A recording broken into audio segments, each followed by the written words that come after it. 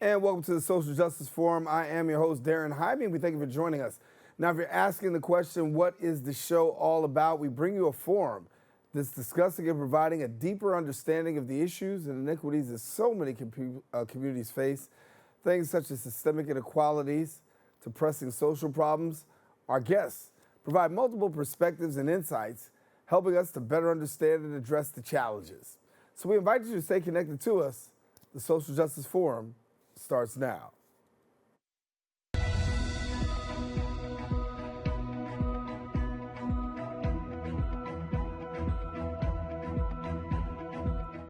And we are back. Joining us today is a man that's dedicated his life to transforming a system that once impacted him.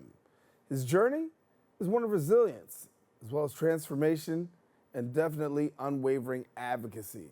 Now, carrying 20 years of experience as an advocate, a service provider, and previously serving as the deputy CEO for the Fortune Society, he now pivots into a new leadership role for one of the nation's leading reentry programs.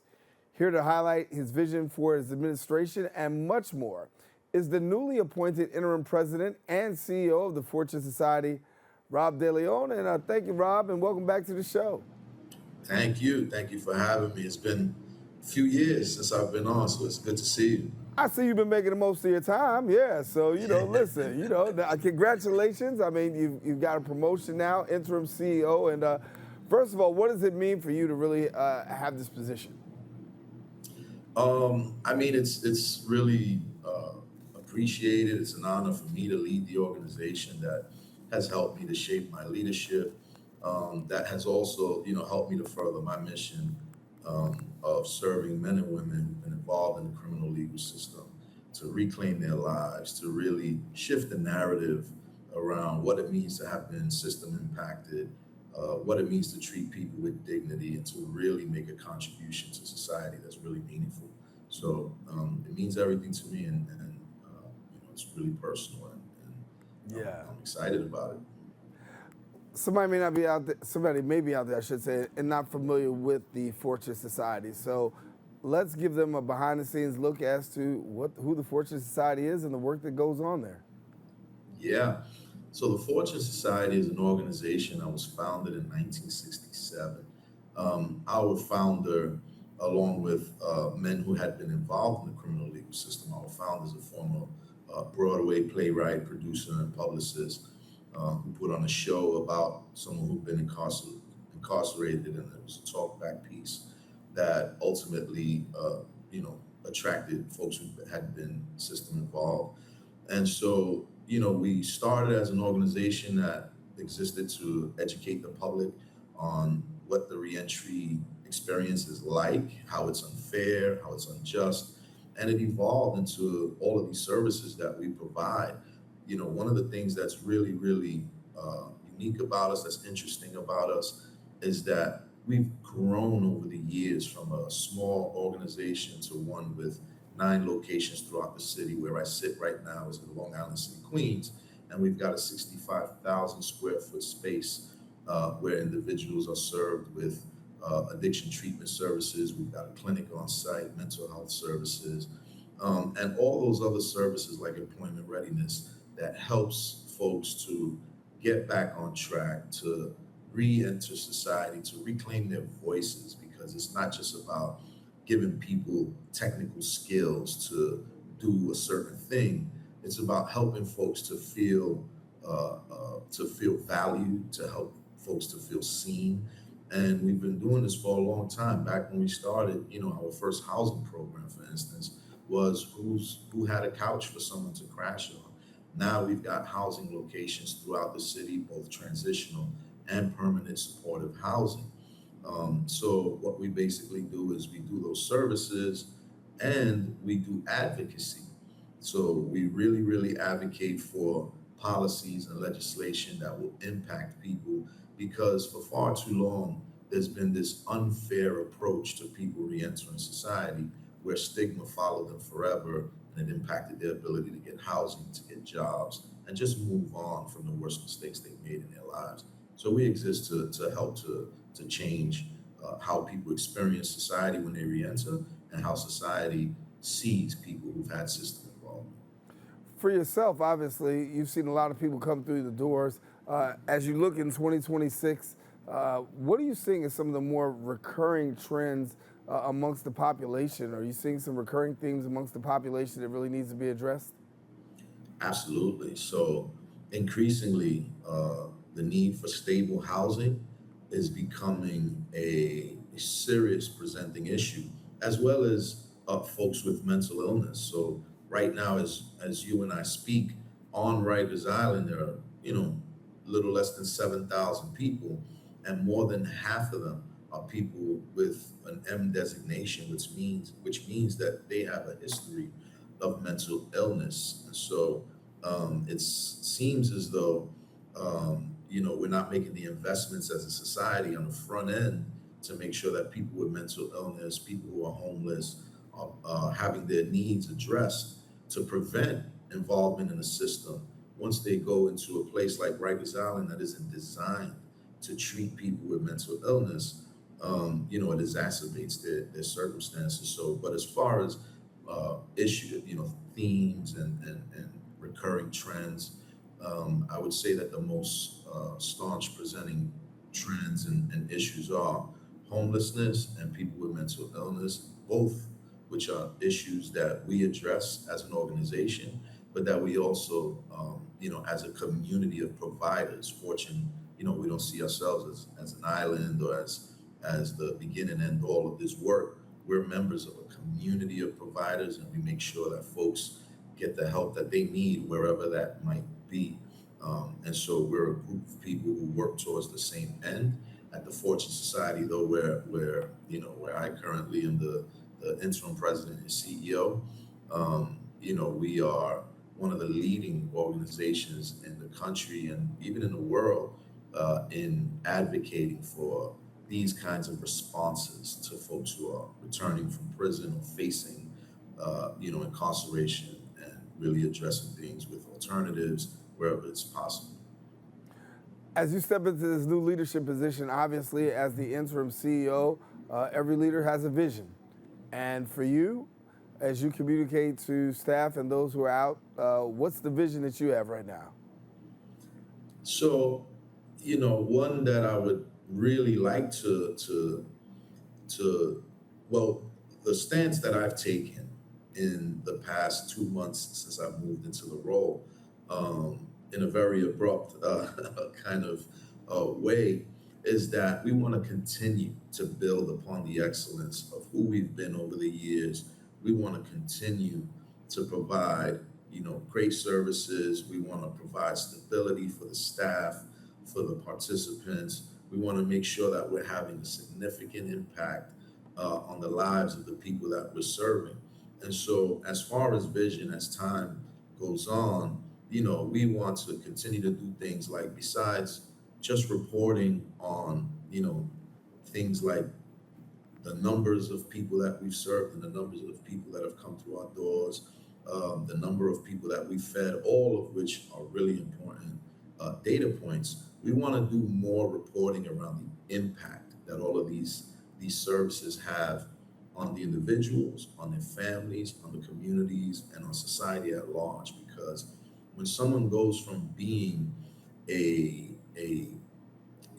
cost to our system because of the many systems that they utilize, be it the shelter, be it the Medicaid, be it hospitals, etc., and then they move to being tax-paying citizens who are now contributing to society, who are no longer a cost to our jails, which is a significant cost to the taxpayer.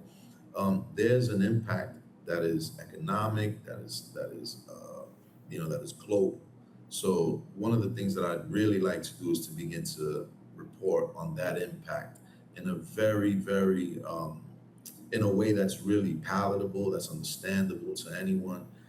So that's one start, but I would say that the focus right now is continuity, is stability, and it's really, really about capitalizing on the momentum that we've built over the past few years. There have been some press conferences around housing that will be opening. So we want to continue to move forward based on that momentum. And for yourself, as you look at this right here, and talk about focusing on the momentum, that momentum comes after January 31st when New York City Mayor Zohran Mamdani, announced that the former CEO, who you work so closely with, Stanley Richards, will now serve as the new commissioner for the Department of Corrections. Number one, just your thought on, the person that you're working with right now to be the head of corrections for, what did you think about that appointment? Well, one is historic. I'm really, really moved by it, as the rest of our community is. Stan is the first formerly incarcerated person to lead a correction system in this country, and I believe in the world. The feeling around that is really, really heartfelt. It's personal, and it's really moving. But knowing, right, the values that the person that I've worked so closely with for such a long time, knowing those values that he brings with him to this job, knowing that, dignity, respect, that those things will be centered for everyone in the Department of Corrections, which means the incarcerated people, the staff that are there doing the job, the officers, the civilians. It gives me great hope, and as I think I speak for the rest of us as a community of criminal justice advocates, that it gives us hope that we'll be moving forward and seeing a new era of, not just how people are treated, but the way the Department of Corrections functions. For yourself, obviously, you've worked alongside him. You got a chance to get some, up close and personal. What's the one quality that maybe you see in Stanley that bleeds over into your administration? That's a great question. I would say that one, if not the greatest takeaway in all the years I've worked with Stan, is that you have to be, the same person in every room, whether you're sitting with funders or standing with people who've been directly impacted or with your team. You should always lead with authenticity, clarity about who you are, and, as your full self. So, he also had a real ability to keep the bigger picture in focus, no matter the setting, so that combination, being grounded in yourself while staying focused on the mission, is something that I'm going to carry with, I carry with myself every day. Yeah. And for people who really want to find out, about the work that's going on at the Fortune Society, how do people go about doing that? So you can find our website at fortunesociety.org. You could also follow us on Instagram. You can follow us on LinkedIn and other platforms, the Fortune Society. And we welcome folks to not just take a look at what we're doing, but to contribute in any way that they see fit, whether it's to contribute financially to the work we do. There's a significant cost, of course, to feeding folks and serving folks with the services that we provide every day, but also volunteer opportunities. We really encourage folks to get involved with what we do, and to come out and see what we do. Those are the places that we can be found online. Well, Robert, I want to let you know, Robert, it's great to have you again, man. Congratulations, interim CEO of the Fortune Society. We want to thank you for taking the time. Haven't seen you in a minute, but please don't be a stranger. Get back to us, and we'll continue to let the public know what's going on.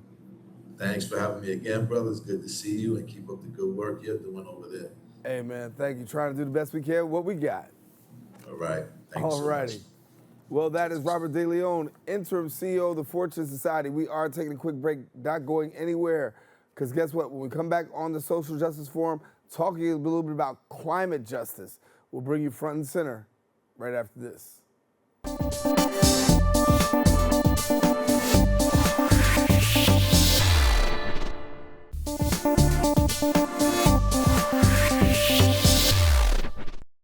And welcome back. Our next guest is a powerhouse in the environmental justice space who is redefining what it means to be a climate activist.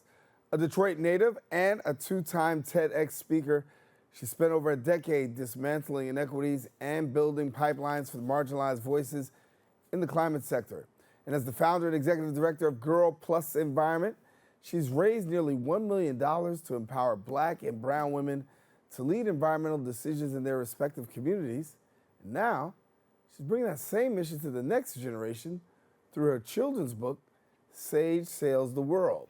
Now, through the adventures of a 7-year-old girl and her dog, her book inspires young readers to take on environmental challenges one day at a time. And we welcome now to the show the award-winning storyteller and Climate DisruptHER, Diamond Spratling. And thank you so much for being with us, Diamond.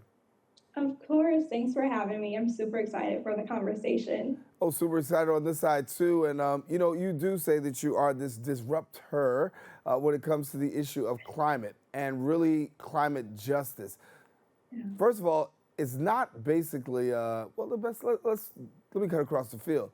Most people will get into other arenas. Climate justice isn't always the main arena. You found yourself in this space, and not just being in the space, but really tackling things head on. What got you into climate justice? Yeah, it's always so interesting talking about this because people are like, how is this little Black girl get into this space? And I think for me, growing up as a kid, I was someone who just loved being outdoors. I was very curious about it. And, I was outside from sunup to sundown until my mom told me, it's time to come back in from playing. And so that naturally, I think, just got me interested in my own environment. But I ended up going to school to study climate and environmental issues. And I think what really triggered my interest in climate justice specifically was learning that it had to do with our health and our well-being, and that growing up in Detroit, we were significantly impacted because we had the automotive industry, which was great because it brought jobs, but also a lot of indoor and outdoor air pollution that was connected to climate and to our health and our economic justice. And so it kind of just spiraled from there into this big thing. And I honestly wanted everyone to know about climate justice and how it impacts our health and well-being, especially in marginalized and Black and brown communities. And so I just honestly made that my destiny to continue doing this work and now disrupting the status quo when it comes to climate justice. And when you think about disrupting it, obviously very outspoken, you're looking at your community. I think about Flint, Michigan. I did some work up there, tremendously impacted. A lot had to do with a lot of the automotive plants that were out there and the environmental justice that happened there, even in the contamination of water. When you look at, Detroit and you look at Michigan and you see all that's really going on, and there's so many people across the nation who are really not even in tune with the fact of there are some real issues right in your own backyard. Yeah, exactly. And people don't make that connection, right? Because it's not like people who are polluting, it's not like the factories are knocking on our door saying, hey, can we pollute your environments? Just so you know, we're going to pollute pollution out here. They're not making us aware. And so it's up to us to essentially save ourselves and make sure that we are aware and that we know that there are things that we can do in our own neighborhoods to fight against these things. Because yes, it happens in Detroit, it has happened in Flint, but it also has happened all over the U.S. in many of our communities, especially where Black and brown communities reside every single day. There are houses and there are kids who are living less than a mile from an incinerator, so they are growing up in polluted areas that's impacting their health and well-being every day. Asthma attacks, all of those things are closely connected, but I think we just don't always think about that on a daily basis. Yeah, let me tap into your work a little bit because you got some initiatives going, particularly to deal with some of these things. When it talks about climate change, the improvement of climate change and climate justice, what are some of the initiatives that you got going on right now, front and center, that people can pay particular attention to when it comes to this area?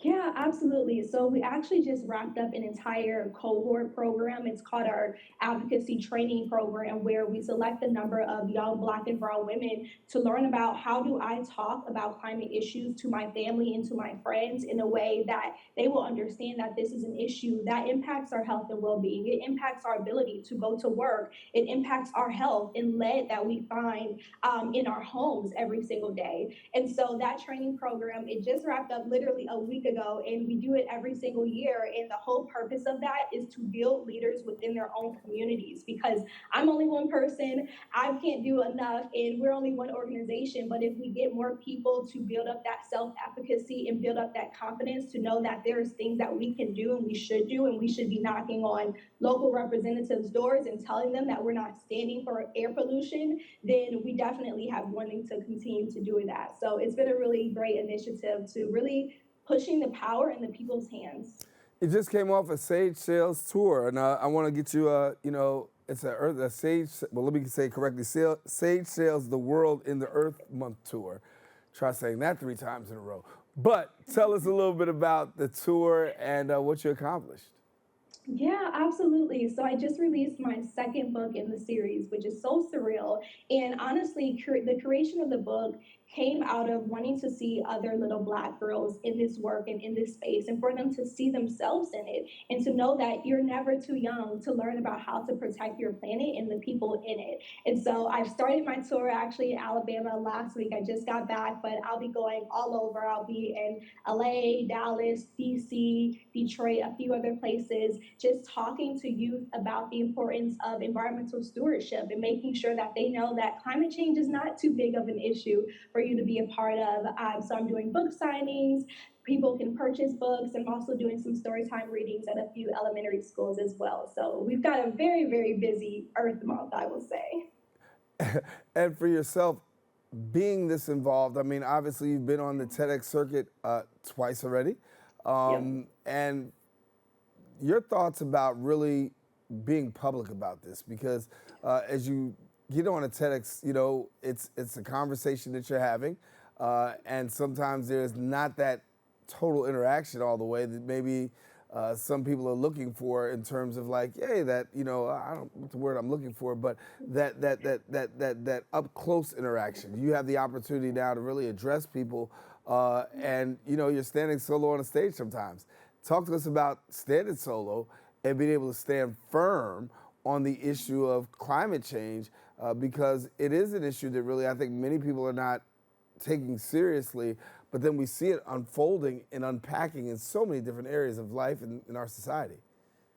Yeah, absolutely. And this is such a great question. I mean, when I first started doing this work, I was terrified. Like, I'm not even someone who originally was a public speaker, but the message was that important. It was so critical for me to spread this message that I didn't let that stop me. And so now I'm talking all over the world about the importance of climate justice, just because this is something that is so serious. I remember even when I was very early on getting into this work, I would try to talk to my parents and my friends about climate justice. And they're like, okay, this is great, but girl, I still got to go to school. I got work in the morning. I'm trying to put food on the table, all of those things. And so a lot of that, I think, originally kind of intimidated me. But what I really found is that all of those things impact or are connected to climate justice. Our ability to put food on the table, our ability to go to work safely, transportation, exposure to sun, all of those things are connected. And so when I finally kind of found that intersection, that really helped me to be able to press this issue even more, so that everyone knows that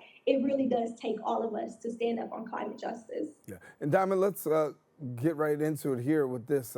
When you talk about climate justice, how the public can personally be involved, because it's really the collection of voices that makes a difference when it comes to speaking out on this issue. How can the public better support climate justice? Yeah, absolutely. Another great question. So 2 things that I would highlight here. The first one is to learn as much as you can, especially from organizations like my own at Girl Plus Environment, but also take what you've learned and educate other people. Make conversations around it. Bring friends into the space. We can go to brunch and still talk about climate justice. Those things are not mutually exclusive, and we should be just normalizing having those conversations. And the other thing that I would mention is to get involved locally within your own community. So making sure that you're talking to your representatives about the environmental issues that you're seeing in your environment. Things like data centers that you're seeing in your communities. If you're seeing factories there, if you're noticing that there's a shortage on water, or if your energy bills are significantly high, those are things that you should talk to those who have power to talk to them about, because essentially you've elected them into those roles, and that is their responsibility to be able to support you in the needs within your own communities. And for people who want to find out more about the work that you've got going on and the books itself, talk to us about how people can tap in. Yeah, of course. So stay connected with me. We're all over social media at Girl Plus Environment, or you can visit my personal page at Diamond Sierra. But please feel free to books, which is on my main website, which is diamondspratling.com. So super excited to connect with people. And before we wrap up, Diamond, I do want to get an opportunity to share a little bit about this here, because I know that in addition to being that speaker, that author, and that activist, there is this agitation that you provide when you're really talking about the issue of climate justice. What advice do you have for people when it comes to being an activist and being young? Because one of the things that people talk about is sometimes I feel like my voice isn't going to be recognized, but you not only found your voice, you found your place and your space. Absolutely. And that is such a great point. I tell everyone that climate justice is an issue for everyone. We need everyone all in on this work. And so whether you are new to this space, whether you have never even heard of the term climate justice, that's okay. And that makes it even more important for you to get into this work. When we come together, when there is one person and another person, we all collectively end up together in the same fight. And this is something that's connected, again, to everything. So if you care about health, if you care about the air that you breathe every single day, you are definitely in the right room. You are in the spaces where you should be advocating for climate justice. Wow. And we definitely want to thank you for coming and being with us and sharing a little bit about the work that you're doing. I think it's a tremendous work. You've taken the opportunity to really take, what has been a calling for you and really put it forward, not just for community, but also just, including the kids. I'm really impressed by the fact of how you got the kids. And so you got the books behind you. Where do people get the books at? Yeah, of course. So feel free to get the books directly from my website, which is diamondspratling.com. All righty, Diamond, I want to tell you thank you so much. It's been great having you, great sharing with you, and best wishes on the book and also in the work that you're doing, because really it's much needed work, and I think that we need to have more voices out there, but you're definitely one that needs to be heard and respected. Thanks much. Thank you so much. All righty. Got Diamond Spratling with us here, and we want to let you know if you want more information, please go ahead, visit the website at diamondspratling.com, and then you can get the book, find out all the information that you need to know about climate change and climate justice. We've come to the end of our show today. There you see Sage Sails the World. Show it again. Why not? They don't have to see my face. They can see the book one more time. Show the book one more time. Sage Sails the World. And we come to the end of our show today. I want to tell you, we hope you enjoyed this week's edition of the Social Justice Forum. If you want to rewatch the episode, guess what? Catch it right here on Bronxnet.org. If you want to join in on the conversation and present your point of view, visit our social media at Bronxnet TV and join us next week. We'll continue to elevate the discussion and bring further awareness across the globe. I'm your host, Daren Jaime, saying take care. God bless. We'll talk to you soon.